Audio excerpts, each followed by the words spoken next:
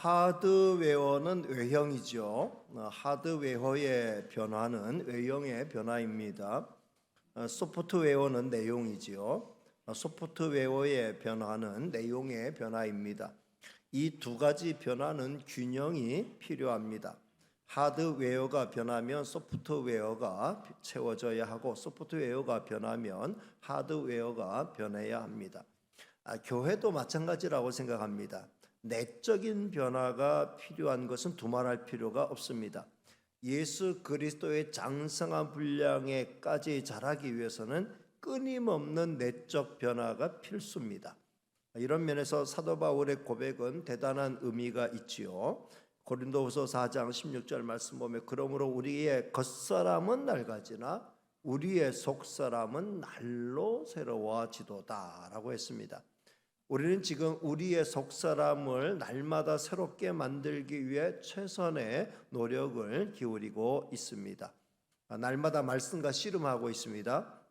3일 기도회를 이용해서 부르짖어 기도하는 일에 집중하고 있습니다. 무엇보다 성령의 은혜와 능력을 간절히 사모하고 있습니다. 성령은 우리의 심령을 새롭게 하시기 때문이지요. 우리 삶의 근본적인 변화는 심령을 새롭게 하는 데서 출발합니다. 따라서 항상 우리의 마음을 새롭게 하는 작업, 그러니까 우리의 소프트웨어를 새롭게 하는 작업을 꾸준히 전개해야 합니다. 우리는 항상 성경을 통해 나의 내면을 점검하고 기도를 통해 나의 내면을 새롭게 해야 합니다. 지금 우리 교회는 이러한 작업을 원만하게 잘 수행하고 있습니다. 이제 필요한 것이 있다면 하드웨어의 변화입니다.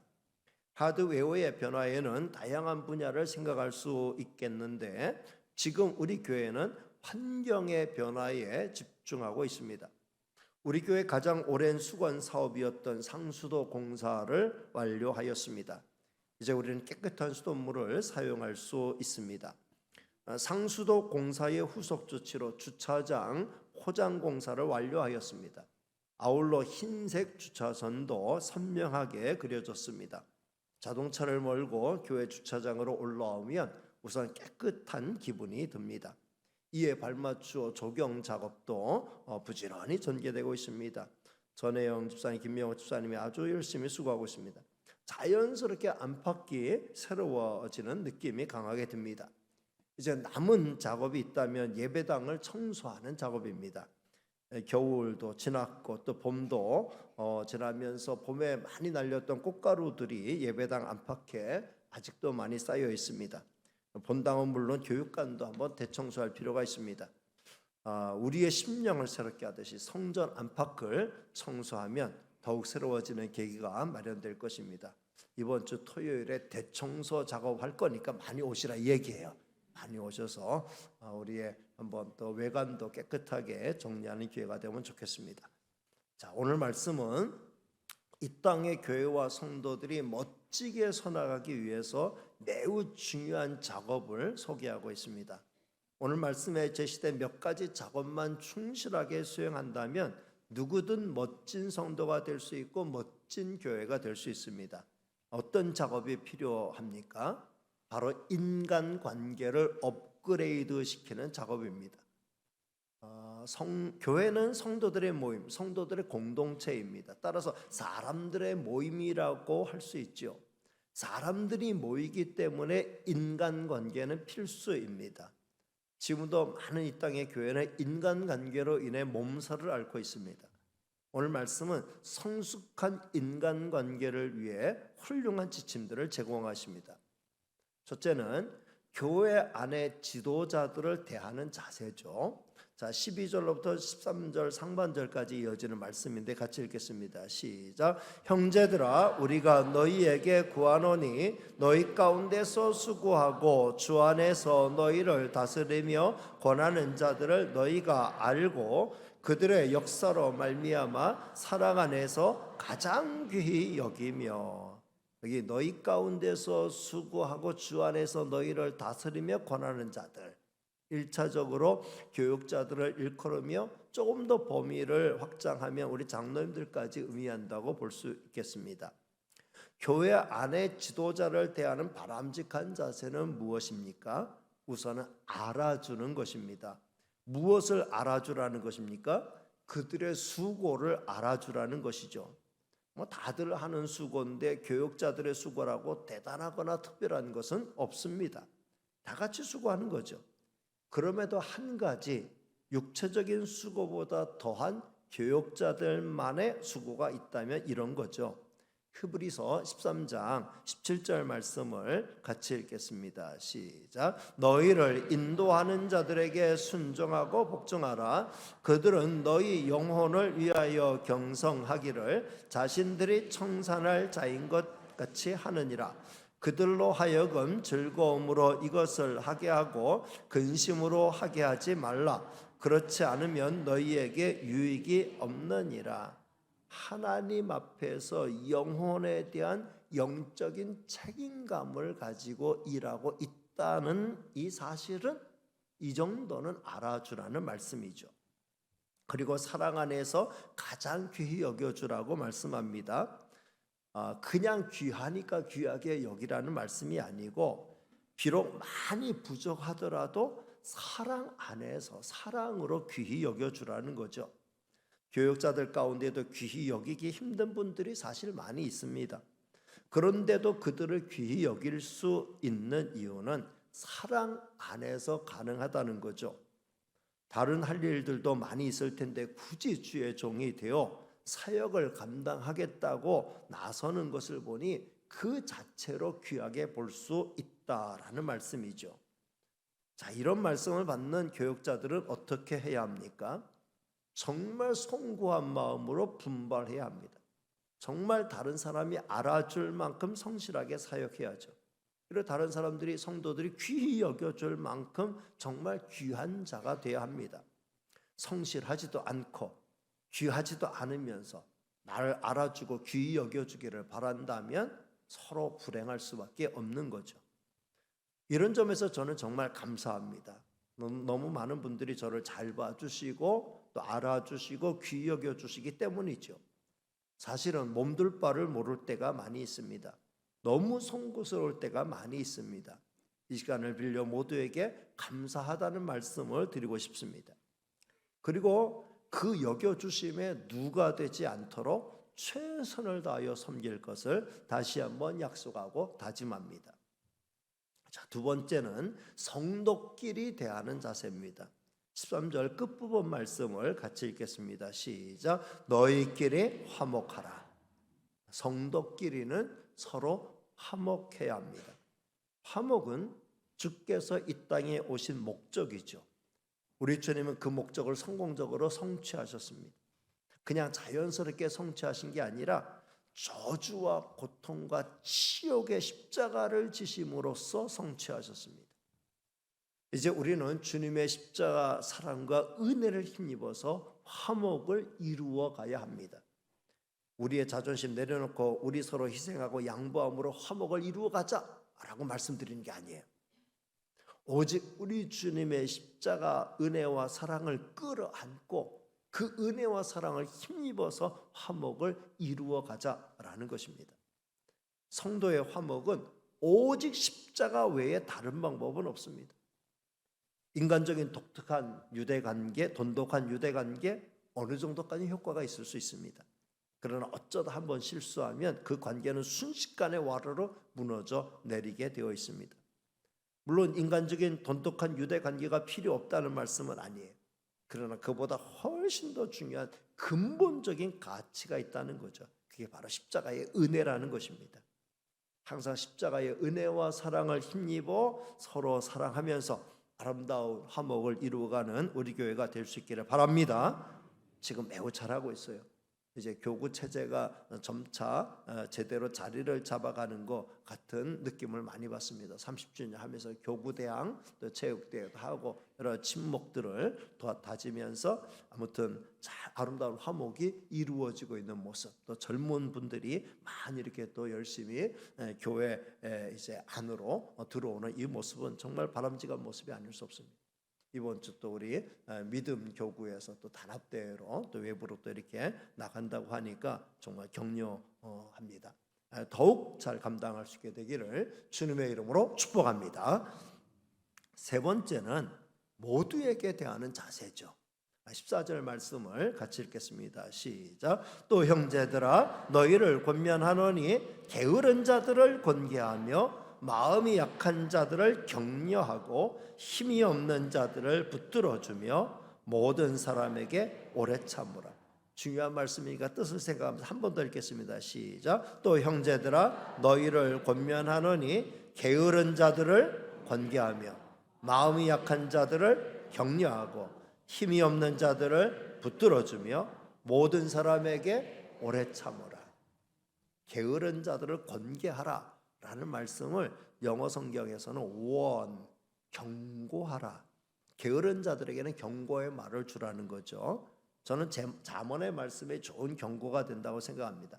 잠언 6장 6절로부터 11절 말씀, 게으른 자에 대한 경고의 말씀을 주님이 주시는 말씀으로 받기를 원합니다. 같이 읽습니다. 시작. 게으른 자여 개미에게 가서 그가 하는 것을 보고 지혜를 얻으라.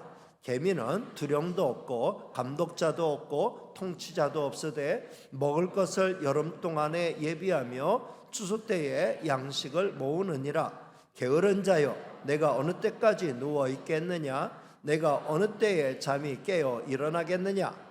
좀 더 자자, 좀 더 졸자, 손을 모으고 좀 더 누워 있자 하면 내 빈궁이 강도같이 오며 내 곤핍이 군사같이 이르리라. 게으른 자는 개미에게 가서 그 부지런함을 배우라 라고 말씀하고 있죠. 데살로니가후서 3장 10절 말씀도 같이 읽습니다. 시작. 우리가 너희와 함께 있을 때에도 너희에게 명하기를 누구든지 일하기 싫어하거든 먹지도 말게 하라 하였더니, 게으름 때문에 일하기 싫어한다면 먹는 것도 제대로 먹을 생각하지 말아야 한다라는 거죠. 성도 여러분, 적어도 내게 베풀어 주신 주님의 은혜를 생각한다면 우리는 절대로 게으를 수 없습니다. 최선을 다해서 베풀어 주신 은혜에 보답하는 삶을 살아야 할 줄로 믿습니다. 그리고 마음이 약한 자들에게는 격려의 말을 해주라고 말씀하고 있죠. 격려, 위로, 칭찬의 말은 보약이에요. 하나님은 마음이 약한 자들을 격려하시고 세워주시는 전문가죠. 성경에 보면 모세가 나 못합니다 할 때 주께서 그에게 힘을 주시고 격려하시면서 이스라엘의 지도자로 세워주셨어요. 여호수아가 힘이 없어 주저앉아 있을 때 내가 너와 함께 할 거니까 너 일어나라, 사명 감당하라고 여호수아를 세워주셨죠. 이사야가 저 못합니다 라고 할 때에 제단 숯불로 그 입술을 찢으면서 그러면서 하나님께서 내 입에 넣어주는 말씀을 가서 전하라 그랬어요. 예레미야 선지자 같은 경우 나 아입니다, 저 못합니다, 저는 무능력자입니다, 못합니다 할 때 주께서 내가 너와 함께 할 것이다, 네가 많은 것들을 무너뜨리고 새로 건설하는 작업을 감당할 수 있을 것이다. 예수님의 제자들이 다 풀이 죽어 있을 때 성령의 기름 부음 통하여 저들을 일으켜 세워주셨고 능력 있게 사역을 감당하게 하여 주셨습니다. 우리 주님께서는 약한 자들을 격려하여 세워주시는데 우리도 약한 자들을 격려하는 성도가 될 수 있기를 바랍니다. 그리고 힘이 없는 자들은 붙들어 세워줘야 한다는 거죠. 히브리서 12장 12절로부터 13절 말씀 같이 읽습니다. 시작. 그러므로 피곤한 손과 연약한 무릎을 일으켜 세우고 너희 발을 위하여 곧은 길을 만들어 저는 다리로 하여금 어그러지지 않고 고침을 받게 하라.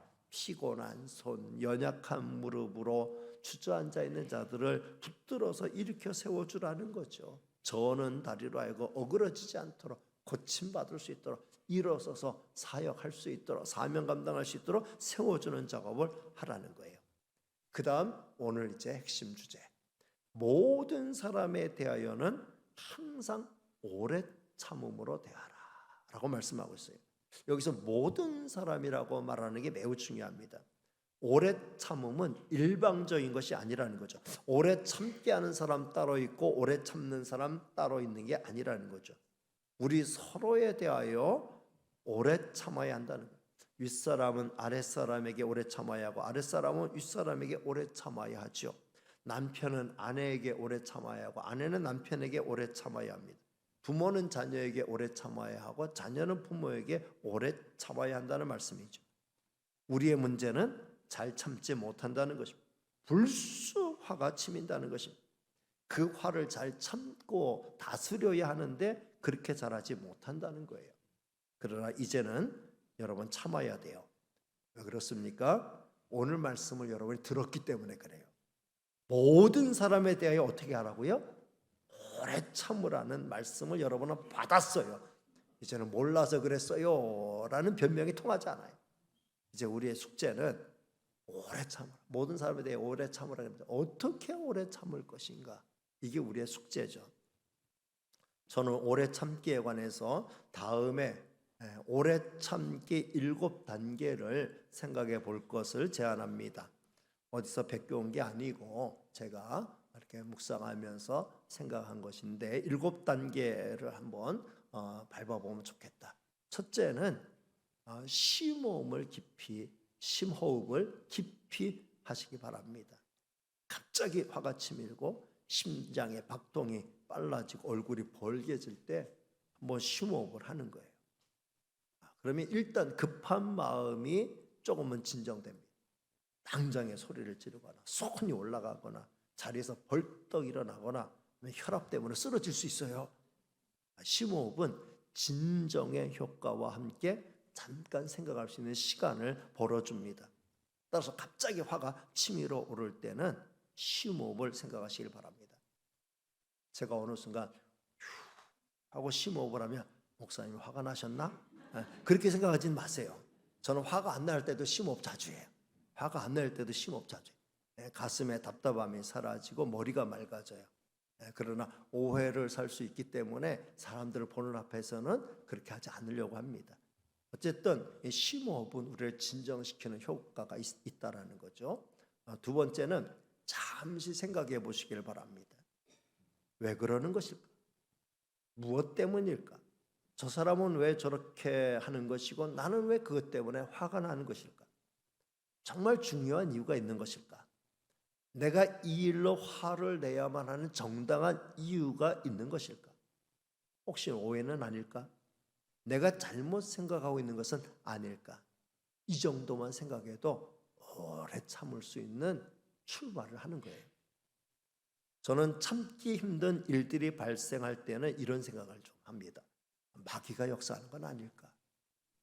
내가 참지 못하고 화내는 것이 마귀의 계략에 말려드는 것은 아닐까? 그러면 자제할 수 있고 덩달아서 오래 참는 출발을 할 수 있다라는 거죠. 세 번째는 이해하려고 해보십시오. 이렇게 생각해 보세요. 나라도 그 형편이면 그럴 수 있을 것이다. 나라도 그랬을 것이다. 참 안 됐구나. 참 안 됐구나. 제가 최근에 읽은 소설 가운데 공지영 씨의 우리들의 행복한 시간이란 소설이 있습니다. 어떤 사형수에 관한 이야기인데 정말 흉악범들에 대해서 다시 한번 깊이 생각하게 하는 이야기였습니다. 사형수라고 무조건 색안경 끼고 볼 것만은 아니라는 것이죠. 다른 한편 이 공지영 씨의 소설이 좀 그런 것 같은데 소설 전반에 뜬금없이 기독교에 대해서는 굉장히 비호감이고 천주교에 대해서는 호감으로 이렇게 접근하는 게 기독교의 목사로서 불편한 대목은 있었습니다. 어쨌든 모든 일에는 각각의 사연이 있다는 거죠. 무조건 화부터 내는 것은 자제해야 한다는 거죠. 그래서 일단 모든 사람에 대해서 오늘 말씀처럼 오래 참는 그 작업을 해보는 것, 이해해 보려고 하는 것, 이런 노력은 오래 참는데 큰 도움이 된다라는 거예요. 네 번째는 불쌍히 여겨주십시오. 내용을 살펴보니까 이건 화를 낼 만한 일이에요. 내가 화를 내도 정당한 일이라고 그렇게 주장할 수 있습니다. 그럴 때는 나를 화나게 하는 그 사람을 불쌍히 여기는 마음을 한번 가져보십시오. 형편과 처지가 어려우면 얼마나 오죽했으면 그럴까. 또 아니면 그가 그렇게 될 수밖에 없는 과거의 불행들, 과거의 불행들이 쌓여서 불우한 환경들이 쌓여서 그를 그렇게 사람을 망가뜨리게 하는 그런 환경들이 쌓여서 그를 그렇게 만들었다는 걸 생각해 보고 불쌍히 여기는 마음, 불쌍히 여기는, 미워하는 마음보다 불쌍히 여기는 마음을 가져보시라는 것이죠. 아직도 여러분의 마음 한구석에 그 사람만 생각하면 화가 치밀어 오르는 그런 사람이 있습니까? 그렇다면 오늘 말씀처럼 그 영혼을 불쌍히 여기고 그 사람을 한번 불쌍히 여기는 마음을 가져보시길 바랍니다. 그러면 오래 참는 출발점을 삼을 수 있습니다. 다섯 번째는 주님을 생각하십시오. 이것저것 해봐도 안 되고 무조건 화가 난다고 하면 십자가의 주님을 생각해 보시기를 바랍니다. 내가 받은 은혜와 사랑이 얼마나 큰지를 생각해 보시기를 바랍니다. 내가 얼마나 하나님께 큰 사랑의 빚을 진 자인가를 생각해 보시기를 바랍니다. 다른 것 때문이면 몰라도 주님을 생각한다면, 나를 용서하고 나를 위해 기꺼이 십자가의 희생을 치르신 주님을 생각한다면 우리는 끝까지 사람을 미워하고 끝까지 분을 품지는 않게 된다라는 거죠. 이전에도 말씀드렸습니다만 지금 제 마음에는 화가 치밀도록 미워하는 사람이 한 사람도 없어요. 솔직히 말해서 살면서 눈에 거슬리는 행동을 하는 사람들을 만나는 건 있지요. 그렇지만 그것이 지독한 미움으로 발전하지 않는 것은 이해하려고 하고 주님의 십자가의 은혜와 사랑으로 불쌍히 여기는 마음을 갖게 되기 때문입니다. 여섯 번째는 기도하십시오. 아무리 생각해도 화가 안 풀리면 하나님께 엎드려 기도해야 돼요. 그 영혼을 위해 기도하고, 무엇보다 그 영혼을 용서하지 못하고 그 영혼 때문에 화가 계속해서 가라앉지 않는 내 영혼을 위해서 기도해야 돼요. 내 마음을 붙들어 달라고, 내 마음을 위로해 달라고, 그리고 이 문제를 해결해 달라고. 내가 언제까지 이 분을 품고 이 화를 품고 갈 수는 없는데 하나님 이 문제를 해결해 주십시오. 그 문제를 주님 앞에 솔직하게 다 내려놓고 기도하는 거예요. 그러면요 주님이 내 마음을 만져주셔요. 그러면 내 문제는 주님께로 넘어가요. 그리고 나는 자유를 얻을 수 있습니다. 기도도 안 해보고 기도도 안 하면서 끝까지 용서하고 하지 않고 지내는 건, 끝까지 분을 품고 지내는 건 자기에게 불행한 일입니다. 그러니 기도로서 해결하는 가장 좋은 방법을 활용하는 성도가 되시기를 바랍니다. 그리고 마지막 일곱 번째는 마지막을 생각하고 다 내려놓으십시오. 빅토르 위고는 이런 말 했습니다. 오늘의 문제는 싸우는 것이고 모든 날의 문제는 죽는 것이다. 우리는 눈앞의 싸움에 정신을 다 빼앗겨서 내가 죽는다는 사실을 생각하지 않는 거예요. 성도 여러분, 우리는 다 죽습니다. 죽으면 미워할 수 없어요. 화를 낼 수도 없습니다. 우리는 이 상에 잠깐 살다 가는 존재입니다. 사랑하며 살다 가기에도 시간이 넉넉하지 않아요. 그런 귀한 시간을 미워하는 것으로, 화를 내는 것으로 사용하는 것은 정말 아깝지 않습니까? 이 세상에 얼마나 좋고 귀한 것들이 많이 있습니까? 마지막 종치면 다 끝나는 거예요. 종치기 전에 화를 풀고 오래 참아내는 성도들이 다 되시기를 주님의 이름으로 축복합니다. 말씀을 맺습니다. 교회 안에서 인간관계를 업그레이드 시켜야 한다라는 사실을 말씀을 드렸어요. 다시 한번 저는 오늘 이제 이 말씀을 통해서 다음 몇 가지를 마음에 담아가기를 원합니다. 첫째, 교육자의 수고를 알아주고 귀히 여깁시다. 좀 따라하라고 하기가 좀 뭐하지만 그래도 해왔던 거니까 따라합니다. 교육자의 수고를 알아주고 귀히 여깁시다. 무슨 특별한 대우 해달라는 게 아니에요. 그냥 주님을 사랑하는 마음으로 열심히 섬기고 있구나, 이렇게 생각해 주시면 된다는 거죠. 교육자들이 무슨 경제적인 이익의 수단으로 하나의 직업으로 이 길을 걷고 있는 것은 아니구나 라고 생각해 주시면 고맙겠어요. 적어도 저나 부교육자들은 돈에 따라 움직이는 사람들 아니에요. 사례가 줄었다고, 뭐가 줄었다고 난 그에 비례해서 일터를 할 거야. 사례가 늘었다고 그만큼 더 열심히 할 거야. 돈에 따라 움직이는 사람 아니에요. 주님이 불러주셔서 주님의 몸인 교회를 위해 맡겨준 사명이니까 충성스럽게 감당하려고 하는 것뿐이에요. 이 점을 알아주시고 귀히 여겨주시면 정말 하는 일에 보람과 기쁨을 얻게 될 것입니다. 두 번째는 성도끼리 항상 화목하게 지냅시다. 따라합니다. 성도끼리 항상 화목하게 지냅시다. 우리는 성격도 달라요. 취향도 다릅니다. 정치적인 색깔도 다릅니다. 자라온 환경도 다르고요. 경제적인 형편도 다 다릅니다. 교육의 수준도 제각각이에요. 우리가 무엇으로 화목하게, 우리가 가진 무엇으로 화목하게 하려고 하면 불가능해요. 우리를 하나로 묶는 고리는 오직 하나입니다. 바로 주 예수 그리스도이십니다. 주님의 십자가로 우리는 묶여 있습니다. 항상 머리가 되신 주님을 중심으로 우리는 화목해야 돼요. 주님은 우리의 머리이고 우리는 그 주님의 몸이라 그랬습니다. 우리 한 사람 한 사람은 그 몸을 구성하고 있는 지체들이에요. 오직 주님으로 인해 주님 안에서 아름다운 하모니를 만들어가는 우리 성원 공동체가 될 수 있기를 주님의 이름으로 축복합니다. 세 번째는 서로 격려하고 서로 붙들어 줍시다. 따라합니다. 서로 격려하고 서로 붙들어 줍시다. 마음이 약한 자에게는 위로와 격려의 말을 아끼지 말아야 돼요. 육신이 약하고 형편과 사정이 정말 힘들고 어려운 자들에게는 실제적인 도움을 줘야 합니다. 힘으로 도와주고 물질로 도와줘야 돼요. 우리 교회는 어려운 지체들을 위해 많은 재정을 사용하고 있습니다. 선교비, 구제비로 많은 재정을 사용하고 있는데 이건 절대로 허비가 아닙니다. 우리는 이 일을 하라고 여기 있는 거예요. 주님 오실 때까지, 우리 교회가 이 땅에 존재하는 날까지 우리는 이 사명을 감당해야 합니다. 마지막 네 번째, 모두에게 항상 오래 참읍시다. 따라합니다. 모두에게 항상 오래 참읍시다. 오래 참음의 7단계를 말씀드렸죠.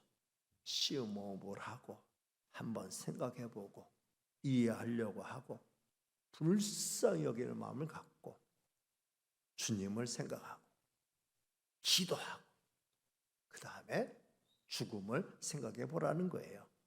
그러면은 화도 좀 어느 정도 누그러질 수 있고 내 마음을 다스릴 수 있고 그러면서 인간관계를 더 좋게 원만하게 업그레이드 시켜 나갈 수 있게 될 것입니다. 저와 여러분 모두 주 안에서 늘 승리하시기를 주님의 이름으로 축복합니다. 기도하겠습니다. 은혜로우시고 사랑 많으신 하나님 감사합니다. 오늘 우리가 신앙생활하면서 교회 안에서 인간관계를 어떻게 업그레이드 시킬 수 있는가를 생각하게 해주셔서 감사합니다. 우리 주님의 은혜와 사랑을 늘 기억하면서 주님의 십자가 붙들고서 정말 주님을 생각하면서 잘 참고 용서하며 불쌍히 여기며 도와주며 살아갈 수 있는 저희가 되게 하여 주옵소서. 잘 안 될 때 낙심하지 말게 하시고 더욱 기도하는 저희가 되게 하여 주옵소서.